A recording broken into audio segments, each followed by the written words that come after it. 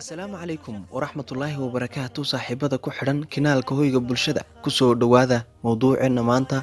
haddii aad saaxiibayaal kinaalka ku cusub tahay ama markii kugu horreysay tahay fadlan subscribe dhex noogu sii sidoo kalena mowduuca like ku dhufo oo sii sheergaree saaxiibadaada kalena sii gaadhsii mahadsanid.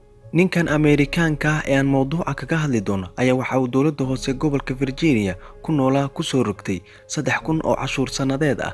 dabadeed isagoo ka xanaaqsan cashuurta faraha badan aanu filanayn ayaa waxa uu ku fakiray inuu lacagta bixiyo balse uu iyagana loo gooyo. dabadeedna waxa uu lacagtii ka soo dhigay qadaadiic shilimo ah oo u dhiganta 1 senti, sidoo kale 5 senti iyo 10 senti isugu jeeda, waxayna lacagtii 3,000 ahayd ma noqotay 100,000 maadaama meel uga dhaqaaqana aynan jirin cashuur sanadeedka dowladda hoose gobolka Virginia ay kusoo rogtay. sidoo kalena si aynan u miisaamin inta ay tahay una garanin uguna khasbo inay gacanta ula tagaan kuna tiriyaan, waxa uu isku soo dhex khalday dhammaan 3 nooc ay ka koobneed lacagtu. kadibna waxa uu keenay xafiiska cashuuraha isagoo kusoo raray 5 kooryoon $3,000.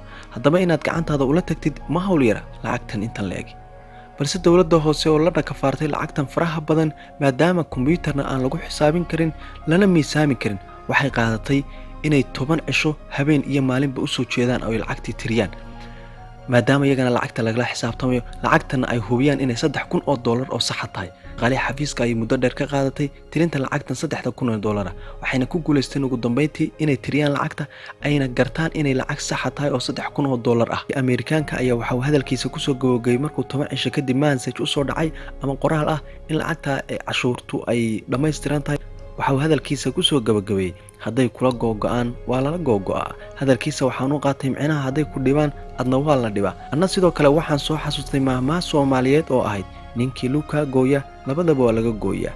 cajaa'ib maskaxda uu keenay ninkani waa cajaa'ib. sidoo kalena dowladda hoose waxay rabtaa uun lacagtii sanadkaas lagu lahaa ama ha noqoto kaash, isagana waxaa laga rabay uun lacagtii lagu lahaa uun, balse dowladda hoose laftigeedu ma diidi karto cashuurtii kusoo rogtay ninkan waxay doontaba ha noqotee ma tahay lacagtii lagu lahaa uun. dunidan wax walba waad arkaysaa.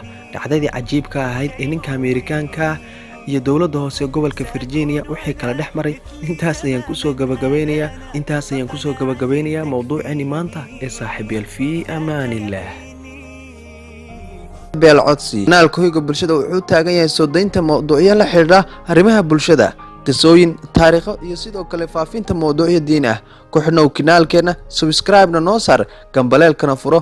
mowduucana haddaad ka hesha like ku dhufo, sidoo kalena sii sheergare oo saaxiibadada kale sii gaadhsii. waxaanu maraynaa 2.6 oo u dhiganta 2,600, balse fari kama qodno. intaas ayaan kusoo gabagabeynayaa ee saaxiibayaal fi amaanillah.